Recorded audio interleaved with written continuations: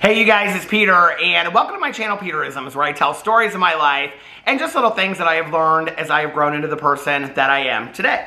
And it is so late already. It is 8:01 p.m. that I think that we should just get right into the meditations, don't you? All right, A Year of Positive Thinking, Daily Inspiration, Wisdom, and Courage by Cindy Spiegel, and today is the 19th. Ow, ooh, that hurt. Today is the 19th of August. Let's see what the meditation has to say to us today. Okay. It's just a quote. August 19th, shame. Shame is the lie someone told you about yourself. Anais Nen. It's so funny because my friend Tanya and I were talking a lot about this last night, about like shame and feeling shame and all of that. And I think one of the most valuable lessons that I have learned in my life is specifically about recovery, right? But I think that you could also apply it to mental health issues or, a lot of different things. And that is that I am not a bad person trying to get good.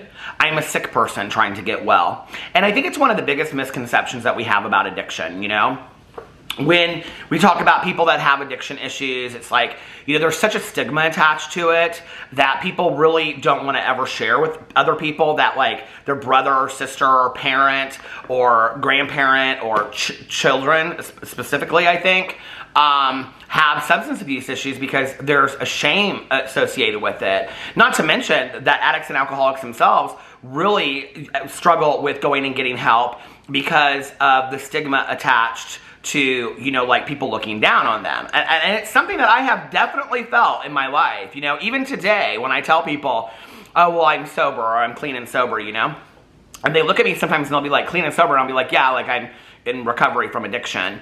And as soon as I say that, like people that don't really know a lot about recovery or addiction, they kind of look at me in a different way. They're like, well, what do you mean? And then when they start asking questions, what's interesting to me about it the most is when they ask me about specific things. It's like, well, if I talk about the fact that I, am an alcoholic in sobriety and in recovery and how much I drank, and I talk about that, like they're surprised about the levels of how much I drank. But then if I talk about like if they ask me about other substances, if they ask me about, like weed and things like that. But as soon as they ask me about like other substances that are bigger than that, and then they're like, oh really, like you did that on a daily basis? And I'm like, yeah. And it's like in their head, they conjure up an idea of what that looked like, And like, I think for a long time, what I'm about to say was true. I think it's just now starting to change. That specifically the stigma towards women as addicts and alcoholics has been something that has really kept a lot of women from going out and trying to get help. Because I know, like for my mom, right? Like my mom would always say, when I say that I'm an alcoholic in recovery to people, they immediately go to, she was sitting on the corner with a brown, bag in her hand. And she's like, I was never that person.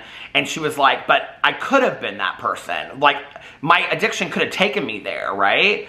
But just because my circumstances of my life were so completely different, I didn't end up there. But that's immediately what they assume, And I think that's true of so much, that people really assume negative and horrible things about people that are addicts and alcoholics. Similarly, it's true. I think it's one of the reasons why parents of addicts and alcoholics have a hard time talking about it. Because, like, I know this is to be true for my mom. Not so much my dad. Because my dad really, really believes in the medicine behind, he believes that I was born gay. My dad believes that I was born an alcoholic and an addict and that I was predisposed. And that when I picked off, it just set the addiction, it was like off to the races. And I believe that to be true as well. My mom struggled with it a lot more. My mom would say things like, if I hadn't drank around you, or if I hadn't, had friends over and we stayed up late drinking, I feel like I was role modeling bad behavior. And I'm like, well, you can role model bad behavior, and she really didn't compared to a lot of stories that I've heard. But you can role model bad behavior to somebody that's never going to become an alcoholic or an addict, first of all. Second of all, is I think that there is a stigma that goes along with parents that they didn't do a good enough job, that they didn't do what they could have done, or their child would not have ended up the way that they did. And I'm here to tell you that that is absolutely 100% BS. I can't tell you, you know, I've gone to so many funerals now for people, and I feel like the majority of people are, because we know more today about addiction and recovery, right? But I feel like the majority of people are really, really supportive of like the parents and the families and things like that of the people that have passed from addiction. But at the same time, I feel like there's always those people that kind of are like, well, if they had tried harder, if they had loved them more, if they had done this. And I'm like, you know what? There's just no truth to that. There is no truth to that whatsoever, you know? I'm a believer in setting boundaries and limits for you, but here's the deal for the addict and the alcoholic. If you have an addict or alcoholic in your life and they haven't told you this, I'm going to tell you this, okay? If I want to use, I'm going to use. There is nothing that's going to stand in the way of me using. Not you, not how much you love me, not what boundaries you set for me, nothing that you do. That if I want to use, I am going to use. And I am going to demolish and destroy everything in my path until I get to what I want. That's what addiction is. We hurt people, we hurt circumstances, we hurt our situations, we hurt everything around us, and most importantly, the people, right? To get what we want. It's a disease rooted in selfishness and self-centered, right? And self-centeredness. So no, you can't do that. The boundaries and the limits are for you, not them, right?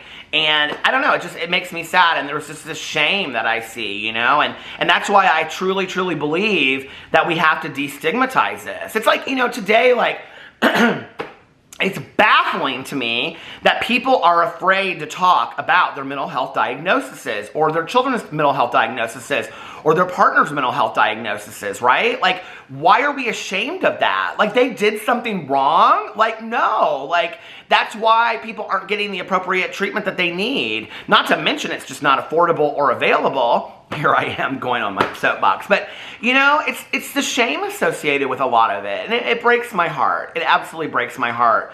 And it's something that I've really had to fight through in my sobriety, you know, is that I've had to learn that, you know, addiction is not about shame or blame, or recovery is not about shame or blame. It's not about blaming myself or others. It's not about shaming myself or others. It's about taking responsibility, understanding what I need to do to stay well, you know, and realizing I'm not a bad person, you know. I'm an addict that made poor choices, you know. I'm an addict that an alcoholic that probably wouldn't have done half the things I did had I not been using.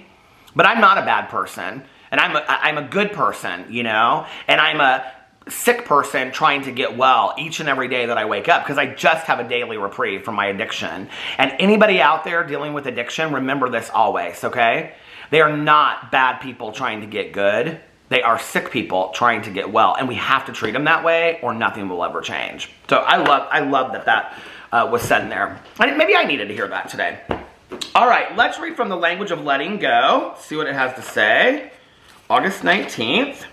Oh my God, this is so crazy, you guys. This is unreal. I mean, I truly didn't look these up before. Letting go of shame. Shame is that dark, powerful feeling that holds us back. Yes, shame can stop us from acting inappropriately, but many of us have learned to attach shame to healthy behaviors that are in our best interest. In dysfunctional families, shame can be tagged to healthy behaviors such as talking about feelings, making choices, taking care of ourselves, having fun, being successful, or even feeling good about ourselves. Shame may have been attached to asking for what we want and need, to communicating directly and honestly, and to giving and receiving love. Sometimes shame disguises itself as fear, rage, indifference, or a need to run and hide, wrote Stephanie E. But it feels dark and makes us feel bad about being who we are. But if it feels dark and makes us feel bad about who we are, it's probably shame. In recovery, we are learning to identify shame. When we can recognize it, we can begin to let go of it. We can love and accept ourselves, starting now. We have a right to be here, and to be who we are. And we don't ever have to let shame tell us any differently. Today, I will attack and conquer the shame in my life. Powerful. Very, very powerful and important. So, great meditations today.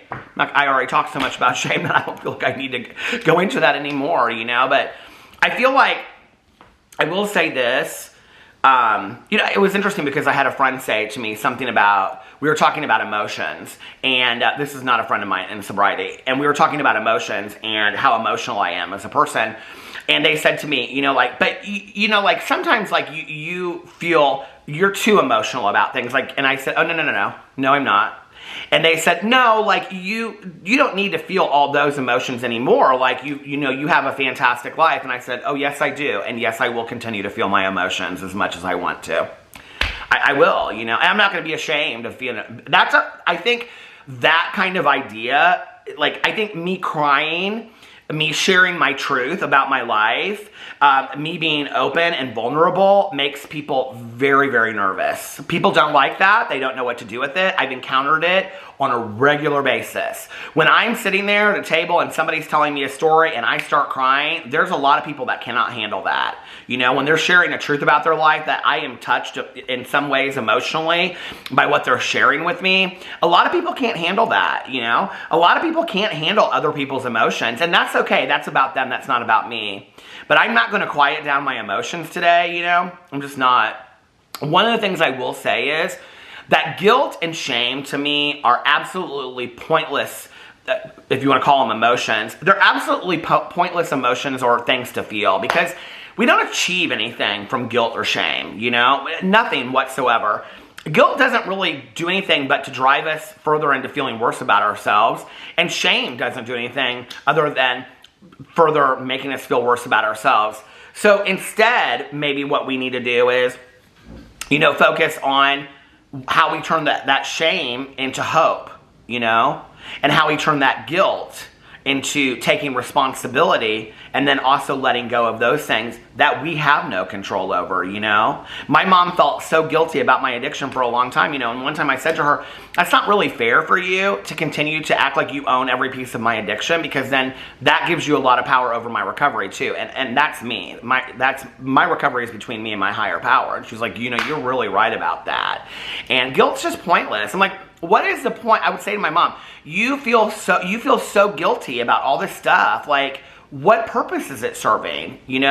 Every day that you're getting up, you're doing the best job that you possibly can today. You're aware of what you did before, but today you're getting up and you're trying to do the best job, Let's live in hope. Let's live in happiness and positivity and trying to be the best versions of ourselves that we can be, and in being happy every single day. That is something to role model, happiness and feeling our emotions, So anyway, let me know what you think about, because we're not going to be happy all the time, So we have to be willing to role model feeling our emotions and being honest about them and being vulnerable. Anyway, let me know what you think about those in the comment section below. I love you, and I will see you tomorrow. Bye.